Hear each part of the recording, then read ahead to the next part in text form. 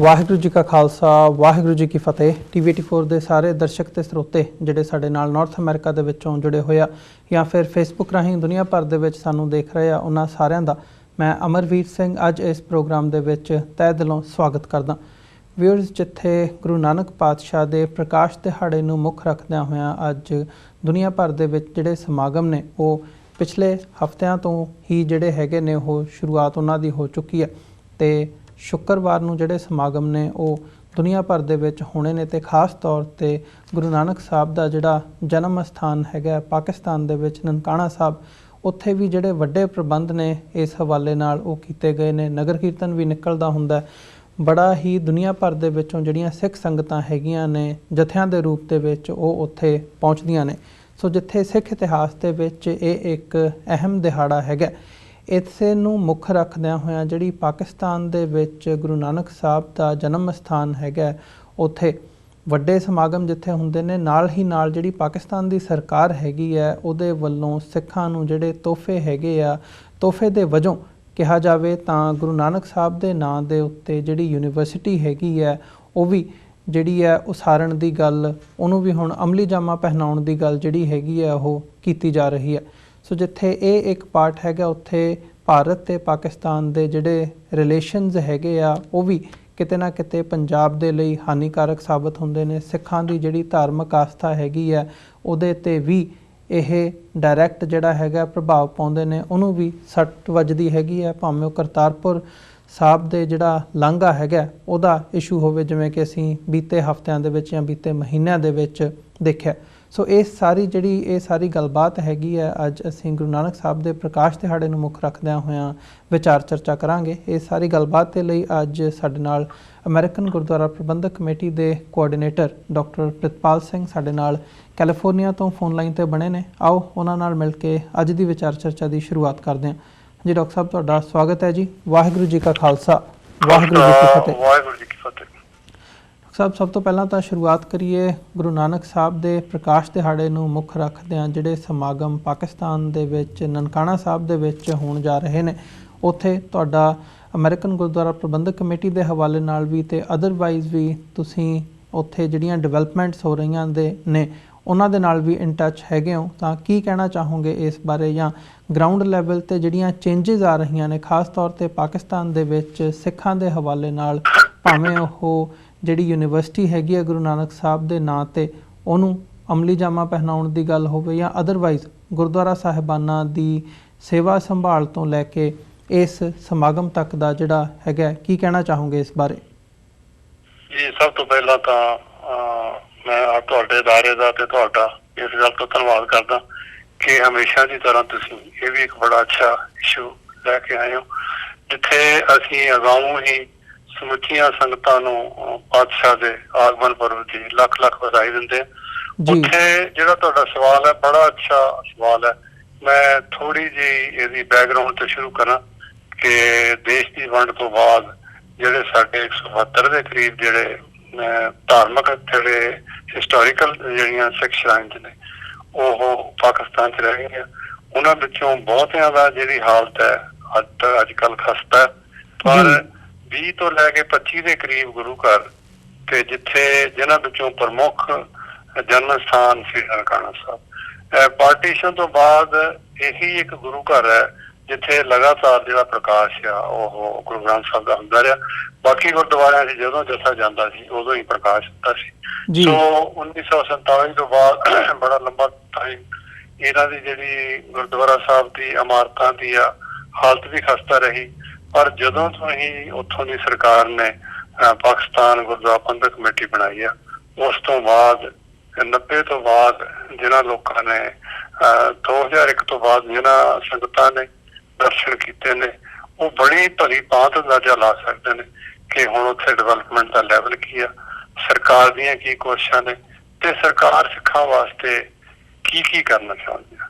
ਸੋ ਜਿੱਥੇ ਅਸੀਂ ਉੱਥੋਂ ਦੀ ਸਰਕਾਰ ਦਾ, ਉੱਥੋਂ ਦੇ ਚੁਣੇ ਹੋਏ ਨੁਮਾਇੰਦਿਆਂ ਦਾ, ਆਮ ਲੋਕਾਂ ਦਾ ਅਤੇ ਖਾਸ ਤੌਰ ਤੇ ਜਿਹੜਾ ਵਕਫ ਬੋਰਡ ਹੈ ਜਿਹਦੇ ਥੱਲੇ ਪਾਕਿਸਤਾਨ ਗੁਰਦੁਆਰਾ ਪ੍ਰਬੰਧਕ ਕਮੇਟੀ ਕੰਮ ਕਰਦੀ ਆ, ਉਹਨਾਂ ਦੇ ਅਸੀਂ ਧੰਨਵਾਦੀ ਹਾਂ। ਮੈਂ ਪਿਛਲੇ ਕੋਈ 25 ਸਾਲ ਤੋਂ ਲਗਾਤਾਰ ਦੇਖਿਆ ਕਿ ਉੱਥੇ ਸਰਕਾਰ ਚਾਹੇ ਕੋਈ ਵੀ ਹੋਵੇ, ਪਰ ਜਿਹੜਾ ਸਿੱਖਾਂ ਪ੍ਰਤੀ ਉਹਨਾਂ ਦਾ ਜਿਹੜਾ ਰਵੱਈਆ ਆ ਉਹ ਬੜਾ ਅਗਾਂਹਵਧੂ, ਸਾਰੂ, ਹਮਦਰਦੀ ਵਾਲਾ ਅਤੇ ਪਿਆਰ ਵਾਲਾ ਹੁੰਦਾ ਜੀ। ਹਮੇਸ਼ਾ ਹੀ ਉਹ ਤਤਪਰ ਰਹਿੰਦੇ ਨੇ ਕਿ ਇਹ ਜਿਹੜੀਆਂ ਡਿਵੈਲਪਮੈਂਟਸ ਹੋ ਜਾਣ, ਉਹਦਾ ਰੱਖ ਰਖਾਵ ਹੈ ਜਿਹੜਾ ਉਹ ਸਿੱਖਾਂ ਦੀ ਰਹੁ ਰੀਤ ਦੇ ਅਨੁਸਾਰ ਹੋਵੇ। ਅਸੀਂ ਦੇਖਦੇ ਹਾਂ ਕਿ ਹਿੰਦੁਸਤਾਨ ਦੇ ਵਿੱਚ ਜਿੰਨੇ ਵੀ ਪੁਰਾਤਨ ਗੁਰੂ ਘਰ ਸੀ, ਉਹਨਾਂ ਦੀ ਜਿਹੜੀ ਸ਼ੇਪ ਆ ਸੰਗਮਰਮਰ ਲਾ ਕੇ ਸਾਰਾ ਕੁਛ ਲੱਗ ਕੇ ਅਜਿਹੀ ਬਦਲ ਗਈ। ਹੁਣ ਜਿਹੜੇ ਪਾਕਿਸਤਾਨ ਦੇ ਵਿੱਚ ਗੁਰੂ ਘਰ ਡਿਵੈਲਪ ਹੋ ਰਹੇ ਨੇ, ਇੱਕ ਦੋ ਨੂੰ ਛੱਡ ਕੇ, ਜਿੱਥੇ ਆਪਣੇ ਸਿੰਘ ਵੀ ਮਰਜ਼ੀ ਕਰ ਜਾਂਦੇ ਨੇ ਕਈ ਵਾਰੀ, ਪਰ ਜਿਹੜੀ ਪੁਰਾਤਨ ਜਿਹੜੀ ਦੇਖਿਆ ਉਹਨੂੰ ਉਸੇ ਤਰ੍ਹਾਂ ਹੀ ਰੱਖਦਿਆਂ ਹੋਇਆ ਉਹਦਾ ਜਿਹੜਾ ਪ੍ਰਬੰਧ ਆ ਉਹ ਕੀਤਾ ਜਾ ਰਿਹਾ, ਜਿਹੜਾ ਕਿ ਬੜਾ ਹੀ ਇੱਕ ਸ਼ਲਾਘਾਯੋਗ ਕਦਮ ਹੈ। ਇਹ ਨਹੀਂ ਹੈ ਕਿ 100% ਕਈ ਵਾਰੀ ਆਪਣੇ ਹੀ ਜਿਹੜੇ ਲੋਕ ਨੇ, ਚਾਹੇ ਉਹ ਮੈਨੇਜਮੈਂਟ 'ਚ ਨੇ, ਚਾਹੇ ਕਾਰ ਸੇਵਾ 'ਚ ਨੇ, ਉੱਧਰਲੇ ਪਾਸੇ ਜਾ ਕੇ ਵੀ ਉਹ ਵੀ ਕਈ ਵਾਰੀ ਜਾਣੇ ਅਣਜਾਣੇ ਅਜਿਹੀਆਂ ਗਲਤੀਆਂ ਕਰ ਜਾਂਦੇ ਨੇ, ਪਰ ਕੁੱਲ ਮਿਲਾ ਕੇ ਜਿਹੜੀਆਂ ਬਿਲਡਿੰਗਸ ਨੇ ਪੁਰਾਤਨ ਉਹ ਇੰਟੈਕਟ ਨੇ। ਖਾਸ ਕਰਕੇ ਗੁਰਦੁਆਰਾ ਸਾਹਿਬ ਜਨਮ ਸਥਾਨ ਦੀ, ਗੁਰਦੁਆਰਾ ਸਾਹਿਬ ਕਰਤਾਰਪੁਰ ਸਾਹਿਬ, ਡੇਰਾ ਬਾਬਾ ਨਾਨਕ, ਇਹ ਅਜੇ ਉਸੇ ਹੀ ਦਿੱਖ ਦੇ ਵਿੱਚ ਸੰਗਤਾਂ ਨੂੰ ਦਰਸ਼ਨ ਕਰਨ ਪੈਂਦੇ। ਦੂਸਰਾ ਸਵਾਲ ਜਿਹੜਾ ਇੱਕ ਤਾਂ ਹੋ ਗਿਆ ਗੁਰਦੁਆਰਿਆਂ ਦੀ ਡਿਵੈਲਪਮੈਂਟ ਦਾ, ਜਿਹੜੇ ਅੱਜ ਕੱਲ੍ਹ ਲੋਕ ਸੰਗਤਾਂ ਜਾ ਰਹੀਆਂ, ਤੁਸੀਂ ਉਹਨਾਂ ਨੂੰ ਜ਼ਰੂਰ ਪੁੱਛੋ, ਜਾਂ ਜਿਹੜੀਆਂ ਤਸਵੀਰਾਂ ਤੋਂ ਤੁਹਾਨੂੰ ਸਾਫ਼ ਨਜ਼ਰ ਆਉਂਦਾ ਕਿ ਜਿਹੜੀ ਡਿਵੈਲਪਮੈਂਟ ਦਾ ਲੈਵਲ ਆ ਉਹ ਕੀ ਆ। ਬਿਲਕੁਲ ਸੁੰਦਰ ਰੂਪ ਵਿੱਚ ਸਿੱਖਾਂ ਦੀ ਮਰਜ਼ੀ ਦੇ ਨਾਲ ਹੀ ਜੋ ਉੱਥੇ ਕਾਰ ਸੇਵਾ ਕਰਵਾ ਰਹੀਆਂ ਸੰਗਤਾਂ ਨੇ ਕਿਹਾ, ਉਹੀ ਪਾਕਿਸਤਾਨ ਦੀ ਸਰਕਾਰ ਨੇ ਮੰਨ ਕੇ ਉਸੇ ਤਰ੍ਹਾਂ ਹੀ ਜਿਹੜੇ ਗੁਰਦੁਆਰਿਆਂ ਦੀ ਤਾਮੀਰ ਜਿੱਥੇ ਲੋੜ ਪਈ ਉਹ ਕਰਵਾਈ ਆ, ਰੈਨੋਵੇਸ਼ਨ ਜਾਂ ਜੋ ਕੁਛ ਵੀ ਉਹਦਾ ਹੋ ਸਕਦਾ ਸੀ ਉਹ ਕੀਤਾ। ਤੇ ਦੂਸਰਾ ਜਿਹੜਾ ਤੁਹਾਡਾ ਸਵਾਲ ਹੈ ਯੂਨੀਵਰਸਿਟੀ ਦਾ, ਦੇਖੋ ਸਰਕਾਰੀ ਤੌਰ ਤੇ ਇਸ ਦਾ ਐਲਾਨ ਹੋਇਆ ਕਾਫੀ ਸਮਾਂ ਹੋ ਚੁੱਕਿਆ। ਹਰ ਵਾਰ ਕਿਸੇ ਨਾ ਕਿਸੇ ਤਕਨੀਕੀ ਕਾਰਨ ਕਰਕੇ ਇਹ ਜਿਹੜੀ ਗੱਲ ਆ ਰੁਕੀ ਹੋਈ ਹੈ। ਕਦੀ ਉਹ ਜ਼ਮੀਨ ਦਾ ਰੌਲਾ ਪੈ ਜਾਂਦਾ, ਕਦੀ ਕਿਸ ਤਰ੍ਹਾਂ, ਪਰ ਇਸ ਤਰ੍ਹਾਂ ਲੱਗਦਾ ਕਿ ਜਦੋਂ ਦੀ ਇਹ ਜਿਹੜੀ ਮੌਜੂਦਾ ਸਰਕਾਰ ਪਾਕਿਸਤਾਨ ਤਹਿਰੀਕ ਇਨਸਾਫ, ਜਿਹੜੇ ਅੱਜ ਕੱਲ੍ਹ ਪ੍ਰਾਈਮ ਮਿਨਿਸਟਰ ਇਮਰਾਨ ਖਾਨ ਨੇ, ਜਦੋਂ ਦੇ ਇਹੋ ਪਾਵਰ 'ਚ ਆਏ ਨੇ, ਲੱਗਦਾ ਇਹਦੇ ਨਾਲ ਇੱਕ ਨਵੀਂ ਰੂਹ ਹੋਰ ਫੂਕੀ ਜਾਏਗੀ। ਗੁਰੂ ਨਾਨਕ ਸਾਹਿਬ ਦੇ ਜਿਹੜੇ ਨਾਂ ਤੇ ਯੂਨੀਵਰਸਿਟੀ ਆ ਉਹਦੇ ਦੇ ਉੱਪਰ ਉਹ ਬੜੇ ਮਤਲਬ ਉਹਨਾਂ ਦਾ ਅਗਾਂਹਵਧੂ ਤੇ ਸਾਰੂ ਰਵੱਈਆ ਲੱਗਦਾ। ਤੇ ਦੇਖੋ ਆਉਣ ਵਾਲੇ ਦਿਨਾਂ 'ਚ ਕਿਸ ਤਰ੍ਹਾਂ ਜਿਹੜੀਆਂ ਚੀਜ਼ਾਂ ਉਹ ਕਰਵਟ ਲੈਂਦੀਆਂ। ਅਸੀਂ ਆਪਣੇ ਵੱਲੋਂ ਅਮਰੀਕਨ ਗੁਰਦੁਆਰਾ ਪ੍ਰਬੰਧਕ ਕਮੇਟੀ ਵੱਲੋਂ ਉਦੋਂ ਹੀ ਆਫਰ ਕੀਤੀ ਸੀ PSGPC ਨੂੰ, ਹਕੂਮਤ ਪਾਕਿਸਤਾਨ ਨੂੰ, ਕਿ ਜਿਹੜਾ ਗੁਰਮਤ ਸੰਗੀਤ ਦਾ ਜਿਹੜਾ ਡਿਪਾਰਟਮੈਂਟ ਹੋਏਗਾ ਉਹਦਾ ਸਾਰੇ ਦਾ ਸਾਰਾ ਖਰਚਾ ਅਸੀਂ ਆਪਣੇ ਵੱਲੋਂ ਦੇਵਾਂਗੇ। ਉਹ ਅਸੀਂ ਜਿਹੜਾ ਸਟਾਫ ਆ ਜਾਂ ਜਿਹੜੇ ਪ੍ਰੋਫੈਸਰ ਸਾਹਿਬਾਨ ਨੇ ਉਹਨਾਂ ਨੂੰ ਵੀ ਲਾਈਨ ਅਪ ਕੀਤਾ ਹੋਇਆ।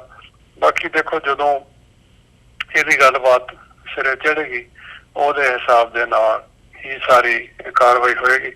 ਸੋ ਅੱਜ ਮੌਜੂਦਾ ਸਮੇਂ ਦੇ ਵਿੱਚ ਅੱਜ ਜਥਾ ਜਿਹੜਾ ਸੀ ਉਧਰ ਨੂੰ ਕ੍ਰਾਸ ਕਰ ਗਿਆ ਤੇ 3 ਦਿਨ ਦੇ ਕਰੀਬ ਸੰਗਤਾਂ ਉੱਥੇ ਰੁਕਣਗੀਆਂ। ਜਿਹੜਾ ਮੇਨ ਪ੍ਰੋਗਰਾਮ ਹੁੰਦਾ ਉਹ ਇਸ ਤਰ੍ਹਾਂ ਹੈ, 21 ਤਰੀਕ ਸ਼ਾਮ ਨੂੰ ਉਹ ਗੁਰਦੁਆਰਾ ਸਾਹਿਬ ਦੇ ਵਿੱਚ ਸ੍ਰੀ ਅਖੰਡ ਪਾਠ ਸਾਹਿਬ ਪ੍ਰਕਾਸ਼ ਕਰਦੇ ਨੇ। ਅਗਲੇ ਦਿਨ ਫਿਰ ਪੂਰਾ ਦਿਨ ਸੱਚਾ ਸੌਦਾ ਉੱਥੋਂ ਨਜ਼ਦੀਕ ਹੀ ਆ, 15-20 ਕਿਲੋਮੀਟਰ ਦੀ ਦੂਰੀ ਤੇ, ਉੱਥੇ ਸੰਗਤਾਂ ਦਰਸ਼ਨ ਕਰਨ ਜਾਂਦੀਆਂ ਨੇ। ਤੇ ਤੀਸਰੇ ਦਿਨ ਦੁਪਹਿਰ ਵੇਲੇ ਤੱਕ 11-12 ਵਜੇ ਦੇ ਕਰੀਬ ਜਿਹੜੇ ਸਰਕਾਰੀ ਮਹਿਮਾਨ ਆਉਂਦੇ ਨੇ ਬਾਹਰੋਂ ਉਹ ਆਪਣਾ ਦਰਸ਼ਨ ਕਰਕੇ ਜਾਂਦੇ ਨੇ। ਤੇ ਉਸ ਤੋਂ ਬਾਅਦ ਨਗਰ ਕੀਰਤਨ, ਤੇ ਨਗਰ ਕੀਰਤਨ ਤੋਂ ਬਾਅਦ ਸ਼ਾਮ ਨੂੰ ਜਿਹੜਾ ਅੱਧ ਰਾਤ ਜਾ ਕੇ ਜਿਹੜੇ ਪਾਠ ਦੇ ਭੋਗ ਪੈਂਦੇ ਨੇ। ਤੇ ਜਿਹੜੀ ਸੰਗਤਾਂ ਦੀ ਹਾਜ਼ਰੀ ਆ ਉਹ ਹਿੰਦੁਸਤਾਨ ਵਾਲੇ ਪਾਸਿਓਂ ਵੀ ਕਾਫੀ ਸੰਗਤਾਂ ਆਉਂਦੀਆਂ ਨੇ, ਤੇ ਪਾਕਿਸਤਾਨ 'ਚ ਜਿਹੜੇ ਲੋਕਲ ਸਾਡੇ ਸਿੱਖ ਵਸੋਂ ਆ ਉਹ ਵੀ ਭਰਪੂਰ ਰੂਪ ਵਿੱਚ ਸ਼ਾਮਲ ਹੁੰਦੇ ਨੇ। ਅਤੇ ਖਾਸ ਤੌਰ ਤੇ ਜਿਹੜਾ ਇੱਥੇ ਦੇਖਣ ਦਾ ਇੱਕ ਫੀਚਰ ਹੁੰਦਾ ਕਿ ਉੱਥੇ ਜਿਹੜੇ ਸਿੰਧ ਦੇ ਵਿੱਚ ਵਸਦੇ ਹਿੰਦੂ ਭਾਈਚਾਰਾ ਉਹ ਬਹੁਤ ਵੱਡੀ ਗਿਣਤੀ ਵਿੱਚ ਮਤਲਬ ਆਊਟ ਨੰਬਰ ਕਰਦੇ ਆ ਸਾਰਿਆਂ ਨੂੰ ਉਹ, ਤੇ ਉਹ ਪਰਿਵਾਰਾਂ ਸਮੇਤ ਉਸ ਦਿਨ ਤੇ ਗੁਰਦੁਆਰਾ ਸਾਹਿਬ ਜਾ ਕੇ 2-3 ਦਿਨ ਆ ਕੇ ਉਹ ਸੇਵਾ ਵੀ ਕਰਦੇ ਨੇ ਤੇ ਦਰਸ਼ਨ ਵੀ ਕਰਦੇ ਨੇ। ਜੀ ਡਾਕਟਰ ਸਾਹਿਬ, ਜਿਵੇਂ ਤੁਸੀਂ ਵਿਸਥਾਰ ਦੇ ਨਾਲ ਜਾਣਕਾਰੀ ਦਿੱਤੀ ਹੈ, ਪਾਕਿਸਤਾਨ ਦੇ ਵਿੱਚੋਂ ਜਿਹੜੀਆਂ ਖਬਰਾਂ ਆਉਂਦੀਆਂ ਨੇ ਜਾਂ ਜਿਹੜੇ ਸਿੱਖ ਸ਼ਰਧਾਲੂ ਹੈਗੇ ਆ ਉੱਥੇ ਜਾ ਕੇ ਆਉਂਦੇ ਨੇ, ਜਿਹੜਾ ਉਹਨਾਂ ਦਾ ਐਕਸਪੀਰੀਅੰਸ ਹੁੰਦਾ ਉਹ ਬੜਾ ਪੋਜ਼ਿਟਿਵ ਹੁੰਦਾ ਜਦੋਂ ਆ ਕੇ ਦੱਸਦੇ ਨੇ ਕਿ ਸਾਡੀ ਆਓ ਭਗਤ ਕਿਵੇਂ ਕੀਤੀ ਗਈ, ਜਾਂ ਜਿਹੜੀ ਪਾਕਿਸਤਾਨ ਦੀ ਫੌਜ ਹੈਗੀ ਹੈ ਉਹਨਾਂ ਦੀ ਜਿਹੜਾ ਸੁਰੱਖਿਆ ਦਾ ਪ੍ਰਬੰਧ ਹੁੰਦਾ ਉਹ ਕਿਵੇਂ ਕੀਤਾ ਗਿਆ। ਇੱਕ ਬੜਾ ਹੀ ਪੋਜ਼ਿਟਿਵ ਜਿਹੜਾ ਰੁਝਾਨ ਹੈਗਾ ਉਹ ਦੇਖਣ ਨੂੰ ਮਿਲਦਾ। ਪਰ ਕਿਤੇ ਨਾ ਕਿਤੇ ਇਹ ਇੱਕ 47 ਤੋਂ ਬਾਅਦ ਦੀ ਜਿਹੜੀ ਨੈਗੇਟਿਵਿਟੀ ਹੈਗੀ ਹੈ ਉਹ ਸਿੱਖਾਂ ਦੇ ਓਵਰਆਲ ਮਨਾਂ ਦੇ ਵਿੱਚ ਵੀ ਦੇਖਣ ਨੂੰ ਮਿਲਦੀ ਹੈ, ਜਾਂ ਜਿਹੜਾ ਭਾਰਤ ਤੇ ਪਾਕਿਸਤਾਨ ਦੇ ਰਿਲੇਸ਼ਨਸ ਹੈਗੇ ਆ ਉਸ ਦੇ ਚੱਲਦਿਆਂ ਕਿਤੇ ਨਾ ਕਿਤੇ ਇਹ ਗੱਲ ਹੁੰਦੀ ਹੈ ਵੀ ਪਤਾ ਨਹੀਂ ਪਾਕਿਸਤਾਨ ਦੇ ਵਿੱਚ ਕੀ ਹੈਗਾ ਜਾਂ ਉੱਥੇ ਜਾ ਕੇ ਕੀ ਹੋ ਜਾਣਾ। ਜੇ ਇੱਕ ਵਾਰੀ ਪਾਕਿਸਤਾਨ ਚਲੇ ਗਏ ਤਾਂ ਮੁੜ ਕੇ ਇੱਕ ਜਿਹੜਾ ਕਿਤੇ ਨਾ ਕਿਤੇ ਉਹਨੂੰ ਆਤੰਕਵਾਦ ਦੇ ਨਾਲ ਜੋੜ ਕੇ ਵੀ ਉਹ ਕੀਤਾ ਜਾਂਦਾ ਵੀ ਫਿਰ ਕਿਤੇ ਹੋਰ ਨਹੀਂ ਜਾ ਸਕਦੇ ਜੇ ਪਾਸਪੋਰਟ 'ਤੇ ਸਟੈਂਪ ਲੱਗ ਗਈ। ਤਾਂ ਇੱਦਾਂ ਦੀਆਂ ਜਿਹੜੀਆਂ ਗੱਲਾਂ ਹੈਗੀਆਂ ਨੇ, ਕੀ ਉਹ ਰਿਐਲਿਟੀ ਦੇ ਵਿੱਚ ਐਗਜ਼ਿਸਟ ਕਰਦੀਆਂ ਨੇ ਜਾਂ ਇਹ ਜਸਟ ਇੱਕ ਹਊਆ ਬਣਾਇਆ ਜਾਂਦਾ? ਬਹੁਤ ਅੱਛਾ ਤੁਹਾਡਾ ਸਵਾਲ ਹੈ। ਦੇਖੋ, ਜਿੱਥੇ ਤੱਕ ਤਾਂ ਜਿਹੜਾ ਆਪਸੀ ਭਾਈਚਾਰੇ ਦਾ ਜਾਂ ਸਵਾਗਤ ਦਾ ਹਿਸਾਬ ਹੈ ਉਹ ਮੈਂ ਹੋ ਸਕਦਾ ਤੁਹਾਨੂੰ ਸ਼ਬਦਾਂ 'ਚ ਬਿਆਨ ਨਾ ਕਰ ਸਕਾਂ, ਕਿਉਂਕਿ ਜਿਹੜੀ ਬੋਡੀ ਲੈਂਗੁਏਜ ਆ, ਉਹਨਾਂ ਦੀ ਲੈਂਗੁਏਜ ਆ, ਜਾਂ ਜਿਸ ਤਰੀਕੇ ਦੇ ਨਾਲ ਆਮ ਲੋਕ ਜਿਹੜੇ ਆ ਤੁਹਾਨੂੰ ਰਿਸੀਵ ਕਰਦੇ ਆ, ਉਹ ਕਹਿਣ ਸੁਣਨ ਤੋਂ ਬਾਹਰ ਹੈ। ਉਹ ਮਤਲਬ ਤੁਸੀਂ ਐਕਸਪ੍ਰੈਸ ਨਹੀਂ ਕਰ ਸਕਦੇ ਜਿਹੜੀਆਂ ਫੀਲਿੰਗਸ ਨੇ। ਉਹਦਾ ਮੇਨ ਕਾਰਨ ਹੈ ਕਿ ਸਾਡੀ ਸਿਰਫ ਜਿਹੜਾ ਵਖਰੇਵਾ ਹੈ ਉਹ ਧਰਮ ਦਾ ਹੀ ਆ। ਮਿੱਟੀ ਦੀ ਸਾਂਝ ਹੈ, ਬੋਲੀ ਦੀ ਸਾਂਝ ਹੈ, ਖੁਰਾਕ ਦੀ ਸਾਂਝ ਹੈ, ਪਹਿਰਾਵੇ ਦੀ ਸਾਂਝ ਹੈ। ਇੱਕੋ ਹੀ ਧਰਤੀ ਦੇ ਅਸੀਂ ਸਾਰੇ ਵਸਨੀਕ ਹਾਂ, ਔਰ ਪਿਛਲੀਆਂ 4-5 ਸਦੀਆਂ ਤੋਂ ਅਸੀਂ ਉੱਥੇ ਹੀ ਇਕੱਠੇ ਰਹੇ ਹਾਂ। ਠੀਕ ਹੈ, ਭਰਾਵਾਂ ਵਿੱਚ ਵੀ ਕਈ ਵਾਰ ਬੜੇ ਸੀਰੀਅਸ ਕਿਸਮ ਦੇ ਤਨਾਜ਼ਨ ਪੈਦਾ ਹੁੰਦੇ ਨੇ, ਪਰ ਉਸ ਟਰਬੂਲੈਂਸ ਤੋਂ ਬਾਅਦ ਜਿਹੜੀ 1947 ਦੀ ਸੀ, ਦੋਨਾਂ ਹੀ ਕਮਿਊਨਿਟੀਆਂ ਨੇ ਆਪਣੇ ਆਪ ਨੂੰ ਸਾਂਭਿਆ, ਔਰ ਫਿਰ ਤੋਂ ਜਿਹੜੀ ਪੁਰਾਣੇ ਵਾਲੀ ਜਿਹੜੀ ਸਾਂਝ ਸੀਗੀ ਉਹ ਦੁਬਾਰਾ ਸ਼ੁਰੂ ਹੋਈ। ਜਿੱਥੇ ਤੱਕ ਸਿੱਖਾਂ ਔਰ ਮੁਸਲਮਾਨਾਂ ਦਾ ਤਾਲੁਕ ਆ, ਮੈਨੂੰ ਨਹੀਂ ਲੱਗਦਾ ਮੈਂ ਨਹੀਂ ਕਦੀ ਏਦਾਂ ਦੀ ਦੇਖੀ ਗੱਲ ਕਿ ਕਿਸੇ ਦੇ ਮਨ 'ਚ ਕੋਈ ਗੱਲ ਹੋਵੇ। ਬਹੁਤ ਜਿਹੜਾ ਸ਼ਰਧਾ ਪਿਆਰ ਦੇ ਨਾਲ, ਮੋਰਓਵਰ ਗੁਰੂ ਨਾਨਕ ਸਾਹਿਬ ਨੂੰ ਵੀ ਉਹ ਓਨਾ ਹੀ ਅਕੀਦੇ ਨਾਲ ਮੰਨਦੇ ਨੇ ਜਿੱਦਾਂ ਅਸੀਂ ਮੰਨਦੇ ਹਾਂ। ਇਹਦੀ ਸਭ ਤੋਂ ਵੱਡੀ ਮਿਸਾਲ ਹੈ ਜਿਹੜੀ ਗੁਰਦੁਆਰਾ ਸਾਹਿਬ ਕਰਤਾਰਪੁਰ, ਜਿੱਥੇ ਅਸੀਂ ਬਾਅਦ 'ਚ ਗੱਲ ਕਰਾਂਗੇ, ਉਹ ਆ। ਸੋ ਇਹ ਸਾਡੀ ਜਿਹੜੀ ਇੱਕ ਰੱਬ ਨੂੰ ਮੰਨਣ ਵਾਲੀ ਹੋਣ ਦੀ ਸਾਂਝ ਹੈ, ਜਾਂ ਜਿੰਨੀਆਂ ਮੈਂ ਪਹਿਲਾਂ ਗੱਲਾਂ ਕੀਤੀਆਂ, ਬੋਲੀ ਦੀ ਸਾਂਝ ਹੈ, ਪਹਿਰਾਵੇ ਦੀ ਸਾਂਝ ਹੈ, ਖੁਰਾਕ, ਮਿੱਟੀ, ਸਭ ਕੁਝ ਸਾਡਾ ਸਾਂਝਾ ਆ। ਉਹਦੀ ਵਜ੍ਹਾ ਕਰਕੇ ਇਹ ਜਿਹੜੀ ਆਪਸੀ ਬੌਂਡ ਆ ਨਾ, ਇਹ ਬਹੁਤ ਮਜ਼ਬੂਤ ਨੇ। ਇਹਨਾਂ ਨੂੰ ਜ਼ਰੂਰ ਟੁੱਟੇ ਨੇ 1947 ਦੇ ਵਿੱਚ, ਪਰ ਲੜਖੜਾ ਕੇ ਮੁੜ ਕੇ ਫੇਰ ਜਿਹੜੇ ਸੀ, ਜਿੱਦਾਂ ਕਹਿੰਦੇ ਵੀ ਉਹ ਜੀਆਂ ਬਾਵਾਂ ਫੇਰ ਵੀ ਗੱਲ ਨਹੀਂ ਆਉਂਦੀਆਂ। ਸੋ ਇਸ ਤਰੀਕੇ ਦੇ ਨਾਲ ਜਿਹੜੇ ਹੈਗੇ ਆ ਉਹ ਲੋਕ ਆਏ ਨੇ। ਦੂਸਰਾ ਜਿਹੜਾ ਤੁਸੀਂ ਖਦਸ਼ਾ ਜ਼ਾਹਰ ਕਰ ਰਹੇ ਹੋ ਪਾਸਪੋਰਟ ਵੱਲ, ਦੇਖੋ ਅਸੀਂ ਇਹ ਗੱਲ 2001 ਦੀ 2003 ਦੀ ਉਹਨਾਂ ਸਾਲਾਂ ਦੇ ਵਿੱਚ ਜਦੋਂ ਕੋਈ ਵੀ ਜਿਹੜੇ ਸਿੰਘ ਆ ਉੱਥੋਂ ਯਾਤਰਾ ਤੋਂ ਬਾਅਦ ਆਉਂਦੇ ਸੀ, ਅਮਰੀਕਾ ਵਾਪਸ ਆਉਂਦੇ ਸੀ, ਤੇ ਉਹਨਾਂ ਨੂੰ ਜ਼ਰੂਰ ਐਕਸਟਰਾ ਪੁੱਛਗਿੱਛ ਦਾ ਸਾਹਮਣਾ ਕਰਨਾ ਪੈਂਦਾ ਸੀ। ਫਿਰ ਅਸੀਂ ਵੀ ਆਪਣੇ ਵੱਲੋਂ ਸਟੇਟ ਡਿਪਾਰਟਮੈਂਟ ਨਾਲ, ਲੋਕਲ ਜਿਹੜੇ ਲਾਅ ਐਨਫੋਰਸਮੈਂਟ ਦੇ ਨਾਲ, ਅਸੀਂ ਉਹਨਾਂ ਨੂੰ ਇਹ ਕਿਹਾ ਵੀ ਦੇਖੋ, ਸਾਨੂੰ ਤੁਸੀਂ ਕਿਸੇ ਹੋਰ ਨਾਲ ਰਲਾ ਕੇ ਨਾ ਦੇਖੋ। ਸਾਡਾ ਤਾਂ ਉਹ ਮਤਲਬ ਸਾਡੇ ਗੁਰੂ ਸਾਹਿਬ ਦੇ ਉੱਥੇ ਉਹਨਾਂ ਦਾ ਆਗਮਨ ਹੋਇਆ, ਉੱਥੇ ਇੰਨੇ ਸਾਡੇ ਹਿਸਟੋਰੀਕਲ ਵਿਰਸਾ ਪਿਆ ਹੈਗਾ। ਅਸੀਂ ਬੜੇ ਮਾਣ ਦੇ ਨਾਲ ਉੱਥੇ ਜਾਂਦੇ ਹਾਂ, ਬੜਾ ਸਾਨੂੰ ਨਿੱਘ ਮਿਲਦਾ ਉਸ ਗੱਲ ਦਾ। ਸੋ ਕਿਸੇ ਹੱਦ ਤੱਕ ਹੁਣ ਇਹਨਾਂ ਦਾ ਵੀ ਐਟੀਟਿਊਡ, ਇਹਨਾਂ ਸਭ ਕੇਸ ਪੁੱਛਗਿੱਛ ਹੁੰਦੀ ਵੀ ਹੈ, ਪਰ ਓਵਰਆਲ ਇਹ ਜਿਹੜੇ ਥੋੜੇ ਕਸਟਮ ਬਾਰਡਰ ਦੇ ਜਿਹੜੇ ਲੋਕ ਨੇ ਉਹ ਸਮਝਦੇ ਨੇ ਕਿ ਸਿੱਖਾਂ ਦਾ ਜਿਹੜਾ ਉੱਥੇ ਆਉਣ ਜਾਣ ਹੈ ਉਹ ਬਾਕੀਆਂ ਦੇ ਨਾਲੋਂ ਅਲੱਗ ਹੈ। ਸੋ ਮੈਨੂੰ ਨਹੀਂ ਲੱਗਦਾ, ਇਹ ਕਈ ਵਾਰੀ ਗੱਲਾਂ ਏਦਾਂ ਦੀਆਂ ਫਲਾਈਆਂ ਵੀ ਜਾਂਦੀਆਂ ਕਿ ਲੋਕ ਜ਼ਿਆਦਾ ਟਰੈਵਲ ਨਾ ਕਰਨ। ਸੋ ਮੈਨੂੰ ਨਹੀਂ ਲੱਗਦਾ ਵੀ ਪਾਸਪੋਰਟ ਤੇ ਤੁਹਾਡੇ ਕੋਈ ਸਟੈਂਪ ਲੱਗੀ ਹੋਵੇ ਤੇ ਕੋਈ ਟੈਰਰਿਜ਼ਮ ਦਾ ਤੁਹਾਡੇ ਤੇ ਕੋਈ ਧੱਬਾ ਲੱਗ ਸਕਦਾ। ਨਹੀਂ, ਇਸ ਤਰ੍ਹਾਂ ਦੀ ਕੋਈ ਗੱਲ ਨਹੀਂ ਹੈਗੀ ਜੀ। ਪਰ ਮੈਂ ਖਾਸ ਤੌਰ 'ਤੇ ਭਾਰਤ ਦੇ ਵਿੱਚੋਂ ਜਾਂ ਭਾਰਤੀ ਪੰਜਾਬ ਦੇ ਵਿੱਚੋਂ ਜਿਹੜੇ ਲੋਕ ਆਉਂਦੇ ਆ ਉਹਨਾਂ ਦੇ ਹਵਾਲੇ ਨਾਲ ਪੁੱਛਣਾ ਚਾਹੁੰਦਾ ਕਿ ਉਹਨਾਂ ਦੇ ਮਨਾਂ ਦੇ ਵਿੱਚ ਵੀ ਜਿਹੜਾ ਇੱਕ ਨੈਗੇਟਿਵ ਪ੍ਰੋਪੇਗੈਂਡਾ ਹੈਗਾ ਮੀਡੀਆ ਦੇ ਵਿੱਚ ਚੱਲਦਾ, ਜਾਂ ਭਾਰਤ ਪਾਕਿਸਤਾਨ ਦੇ ਜਿਹੜੇ ਰਿਲੇਸ਼ਨ ਹੈਗੇ ਆ ਉਹਨਾਂ ਨੂੰ ਮੁੱਖ ਰੱਖਦੇ ਆ, ਜਿਹੜੀ ਇੱਕ ਨੈਗੇਟਿਵਿਟੀ ਜ਼ਰੂਰ ਹੁੰਦੀ ਹੈ ਮਨਾਂ ਦੇ ਵਿੱਚ। ਪਰ ਉਹ ਜਦੋਂ ਪਾਕਿਸਤਾਨ ਦੇ ਵਿੱਚ ਜਾਂਦੇ ਆ ਜਾਂ ਗੁਰਧਾਮਾਂ ਦੇ ਦਰਸ਼ਨ ਕਰਦੇ ਆ ਤਾਂ ਉੱਥੇ ਜਿਹੜੀ ਆਓ ਭਗਤ ਹੁੰਦੀ ਹੈ ਉਹਨਾਂ ਤੋਂ ਉਹ ਸੰਤੁਸ਼ਟ ਹੁੰਦੇ ਨੇ।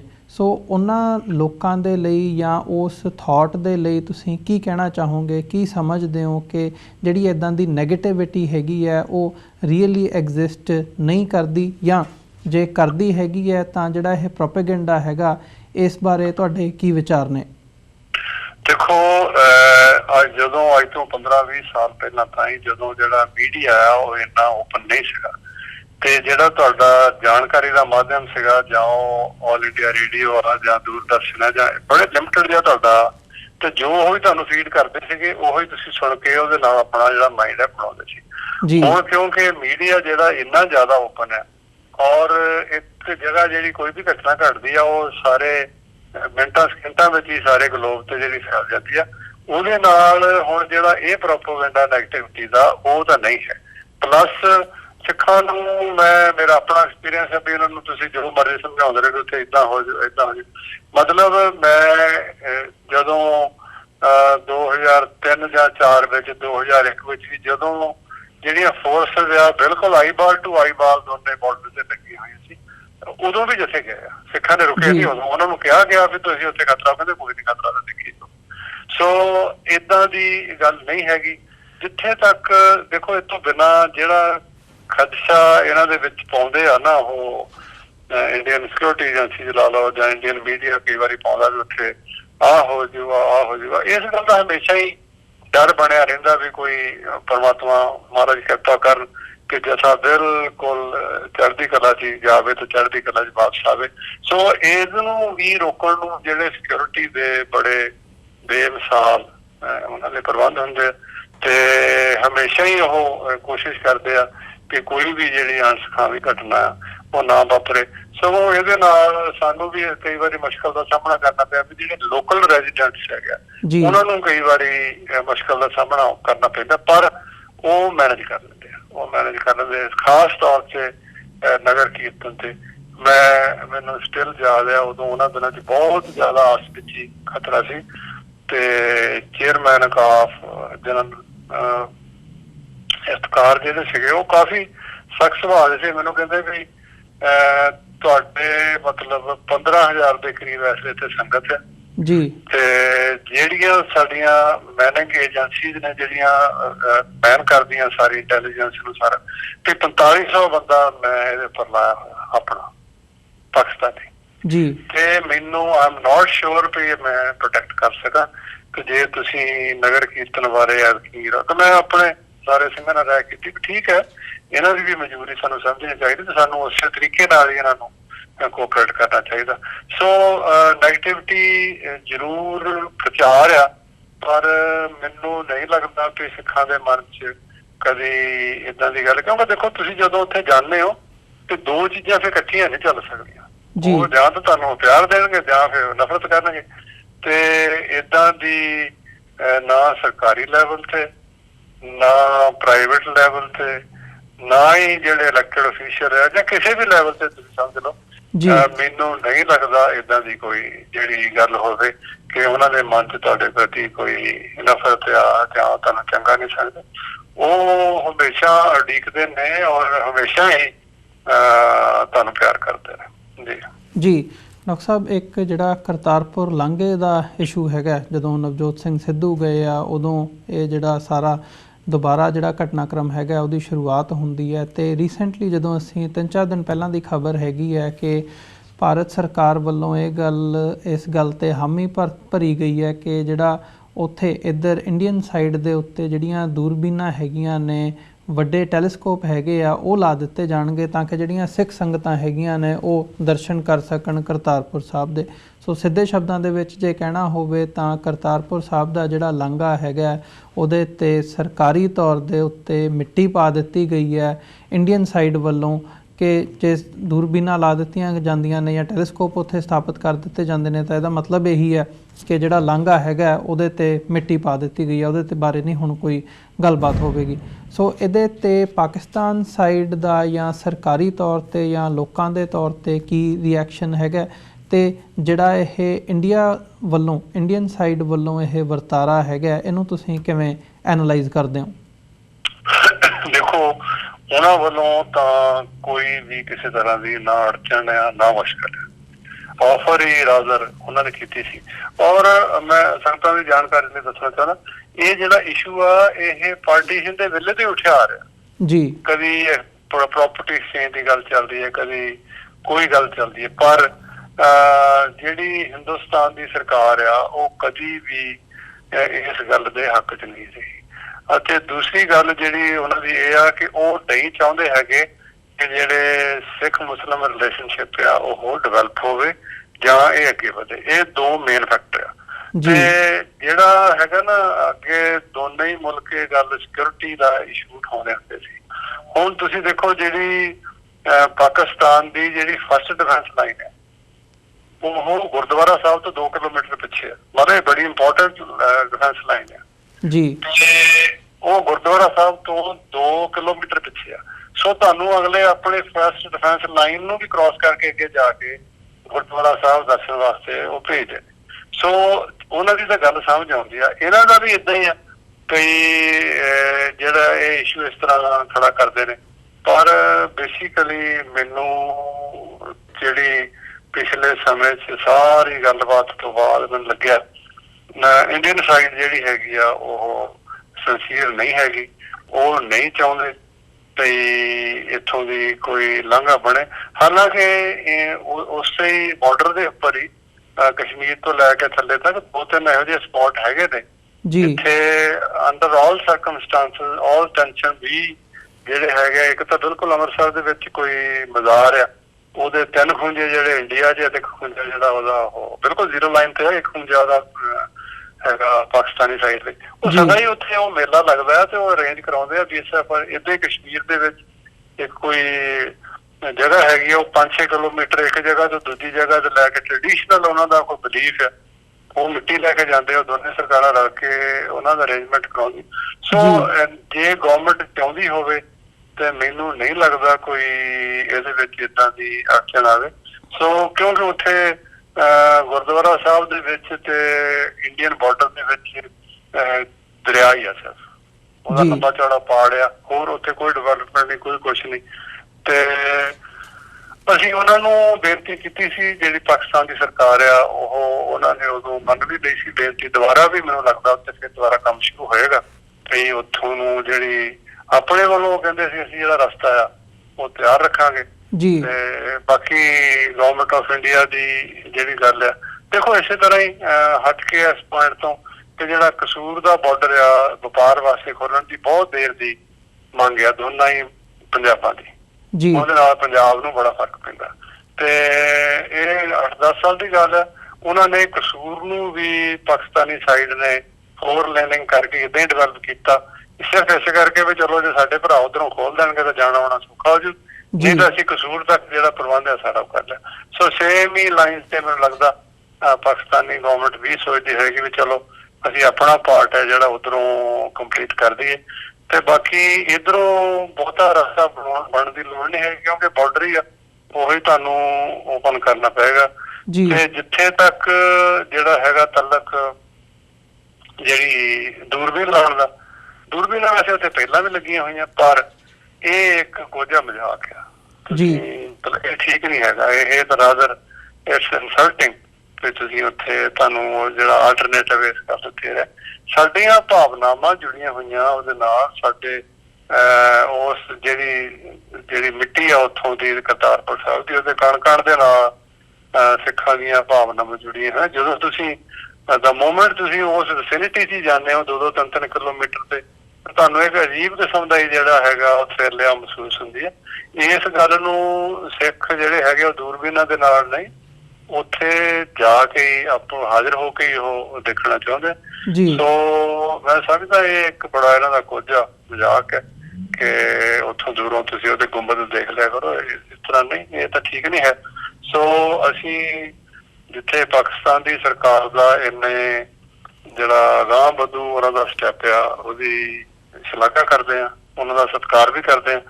ਤੇ ਇੰਡੀਅਨ ਸਾਈਡ ਨੂੰ ਵੀ ਅਸੀਂ ਇਹ ਬੇਨਤੀ ਕਰਾਂਗੇ ਵੀ ਤੁਸੀਂ ਬਹੁਤ ਲੜਾਈਆਂ ਹੋ ਗਈਆਂ 70 ਸਾਲ ਦੇ ਵਿੱਚ, ਬਥੇਰਾ ਇੱਕ ਦੂਜੇ ਦਾ ਨੁਕਸਾਨ ਹੋਇਆ। ਕਮ ਸੇ ਕਮ ਤੁਸੀਂ ਇਹ ਜਿਹੜੀ ਇੱਥੇ ਵਸਦੀ ਕੌਮ ਹੈ ਉਹਨਾਂ ਨੂੰ ਆਪਣੇ ਗੁਰਧਾਮਾਂ ਦੇ ਨਾਲ ਦਰਸ਼ਨ ਕਰਨ ਦੀ, ਉੱਥੇ ਜਾਣ ਦੀ ਜ਼ਰੂਰ ਜਿਹੜੀ ਹੈਗੀ ਆ ਉਹ ਖੁੱਲ੍ਹ ਹੋਣੀ ਚਾਹੀਦੀ ਆ ਜੀ ਤੇ ਇਹਨੂੰ ਇਸੇ ਤਰੀਕੇ ਨਾਲ ਲਾਗੂ ਕੀਤਾ ਜਾਣਾ ਜੀ। ਬਿਲਕੁਲ ਡਾਕਟਰ ਸਾਹਿਬ, ਤੁਹਾਡਾ ਬਹੁਤ ਬਹੁਤ ਧੰਨਵਾਦ। ਤੁਸੀਂ ਆਪਣਾ ਸਮਾਂ ਕੱਢ ਕੇ ਸਾਡੇ ਨਾਲ ਇਸ ਸਾਰੇ ਇਸ਼ੂ ਦੇ ਉੱਤੇ ਵਿਚਾਰਾਂ ਦੀ ਸਾਂਝ ਪਾਈ ਹੈ। ਅੱਜ ਦੇ ਸ਼ੋਅ ਦੇ ਵਿੱਚ ਇੱਥੇ ਹੀ ਇਜਾਜ਼ਤ ਚਾਹਾਂਗੇ ਜੀ ਤੁਹਾਡੇ ਕੋਲੋਂ। ਬਹੁਤ ਬਹੁਤ ਧੰਨਵਾਦ। ਫਤਿਹ ਦੀ ਸਾਂਝ ਪਾਈ ਹੈ। ਵਾਹਿਗੁਰੂ ਜੀ ਕਾ ਖਾਲਸਾ, ਵਾਹਿਗੁਰੂ ਜੀ ਕੀ ਫਤਿਹ। ਵਿਊਅਰਸ, ਉਮੀਦ ਕਰਦੇ ਹਾਂ ਕਿ ਜਿਹੜੀ ਅੱਜ ਦੀ ਸਾਡੀ ਗੱਲਬਾਤ ਸੀ ਅਮਰੀਕਨ ਗੁਰਦੁਆਰਾ ਪ੍ਰਬੰਧਕ ਕਮੇਟੀ ਦੇ ਕੋਆਰਡੀਨੇਟਰ ਡਾਕਟਰ ਪ੍ਰਿਤਪਾਲ ਸਿੰਘ ਹੋਰਾਂ ਦੇ ਨਾਲ, ਇਹ ਤੁਹਾਨੂੰ ਜ਼ਰੂਰ ਪਸੰਦ ਆਈ ਹੋਵੇਗੀ। ਅਤੇ ਜਿਵੇਂ ਉਹਨਾਂ ਨੇ ਵੀ ਕਿਹਾ ਕਿ ਇਸ ਪਲੇਟਫਾਰਮ ਤੋਂ ਅਗਾਂਹ ਜਿਹੜੀਆਂ ਹੈਗੀਆਂ ਨੇ ਸਾਰੇ ਪੰਥ ਨੂੰ, ਸਾਰੀ ਲੋਕਾਈ ਨੂੰ ਗੁਰੂ ਨਾਨਕ ਸਾਹਿਬ ਦੇ ਆਗਮਨ ਪੁਰਬ ਦੀਆਂ ਲੱਖ ਲੱਖ ਵਧਾਈਆਂ। ਅਤੇ ਇਸੇ ਦੇ ਨਾਲ ਜਿਹੜਾ ਅੱਜ ਦਾ ਅਸੀਂ ਇਹ ਸ਼ੋਅ ਹੈਗਾ ਇਹਦੀ ਸਮਾਪਤੀ ਕਰਦੇ ਹਾਂ। ਦੁਬਾਰਾ ਫਿਰ ਤੁਹਾਡੇ ਨਾਲ ਮੁਲਾਕਾਤ ਹੋਵੇਗੀ। ਤਦ ਤੱਕ ਲਈ ਇਜਾਜ਼ਤ ਦਿਓ ਜੀ। ਵਾਹਿਗੁਰੂ ਜੀ ਕਾ ਖਾਲਸਾ, ਵਾਹਿਗੁਰੂ ਜੀ ਕੀ ਫਤਿਹ।